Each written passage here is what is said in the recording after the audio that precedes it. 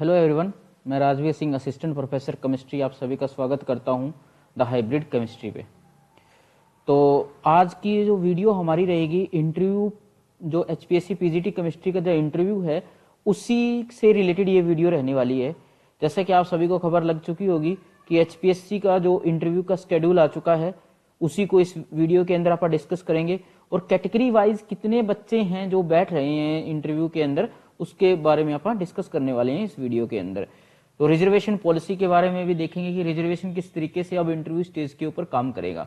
तो सबसे पहले अगर हम बात करें तो एचपीएससी का जो आप साइट पर जाके चेक कर सकते हो शेड्यूल को, कि 10 फरवरी से 14 फरवरी तक जो इंटरव्यू होने थे उसका शेड्यूल आपको रोल नंबर वाइज वहां पर मिल जाएगा। आपको अनाउंसमेंट सेक्शन में जाके देखोगे तो आप अपना रोल नंबर नोट कर लें और डेट नोट कर लें और किस टाइम, मॉर्निंग में है या इवनिंग में है।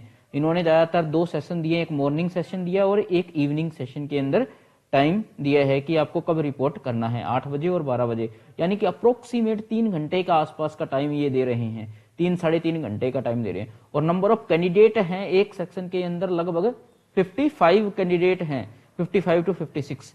अगर मान लो 2 पैनल होते हैं तो तब 3 घंटे के अंदर 25 बच्चे निकालने होंगे। तो अगर एक पैनल है तो 3 घंटे के अंदर 55 निकालने पड़ेंगे। 3 घंटे के अंदर 55 यानी घंटे के अंदर लगभग 20, घंटे के अंदर 20 यानी कि 5 मिनट। तो 2 पैनल आपको मिलेंगे ही मिलेंगे, 2 पैनल मिलेंगे तो 3 घंटे के अंदर 25 निकालने हैं, यानी 1 घंटे के अंदर 10, यानी कि 10 से 15 मिनट आपको मिल जाएंगे आराम से।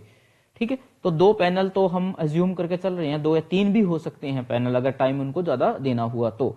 अगर हम बात करें आगे तो इस तरीके से 11 का 12 का क्या शेड्यूल रहना है, अपना रोल नंबर अच्छे से चेक कर लें और सही टाइम पर वहां पहुंच जाएं और सारे डॉक्यूमेंट लेके जाएं। जो भी आपने डॉक्यूमेंट अपलोड करे हैं उन डॉक्यूमेंट के 2 सेट बना के लेके जाएं। मैंने वीडियो डाल रखी है, उसमें देख सकते हो क्या क्या आपको लेके जाना है।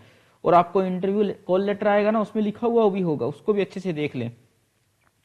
उसके बाद बात करें तो ये इंटरव्यू का हो गया। अब ना ये क्या है कि इसमें से ना जो फाइनल रिजेक्शन के जो लिस्ट है वो हटाई नहीं है अभी इन्होंने।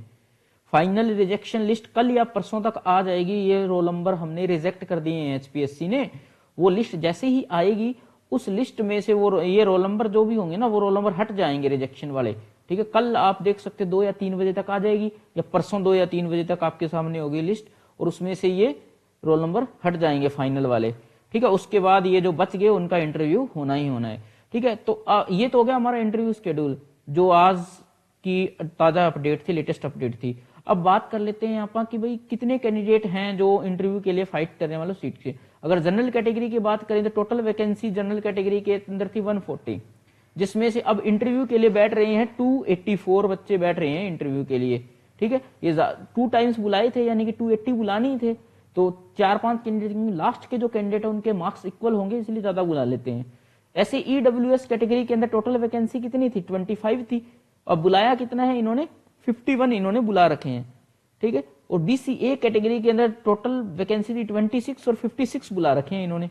इसी तरीके से बीसीबी कैटेगरी के अंदर बात करें तो 13 वैकेंसी थी और 27 इन्होंने कॉल किया है इंटरव्यू के लिए। और एससी कैटेगरी के अंदर 51 वैकेंसी थी और इनको 35 कैंडिडेट ही मिले। वो एक थी ना कि मिनिमम इतने लेने, यानी कि कैटेगरी के बच्चे ही नहीं मिले इनको इतने। तो इसका मतलब ये 35 तो अपने आप को सिलेक्ट मांगे, अगर इनका इंटरव्यू में 0 नंबर नहीं मिलते हैं तो ये सिलेक्टेड ही माने, तो ये अपने आप को सिलेक्टेड माने, ये 35 के 35।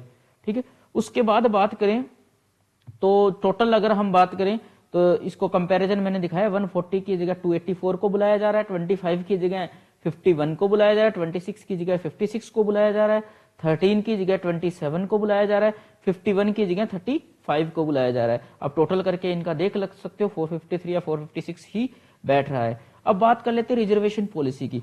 तो रिजर्वेशन पॉलिसी किस तरीके से काम करेगी, अब आपको यहाँ पर रिजर्वेशन भी मिलेगा देखने को। रिजर्वेशन कैसे मिलेगा कि 2 टाइप के रिजर्वेशन होते हैं, एक वर्टिकल होता है, एक हॉरिजॉन्टल होता है। जो एससीबीसी वाला रिजर्वेशन होता है वर्टिकल रिजर्वेशन होता है, यानी अब ये जनरल कैटेगरी में भी शिफ्ट कर सकते हैं। यानी कि जो 56 बच्चे हैं, अगर जब फाइनल मेरिट लिस्ट के अंदर इनका एक आधा बच्चा general category cut off clear करता है तो वो जनरल कैटेगरी में जाएगा। 56 में से 26 तो बीसीए में आने में है।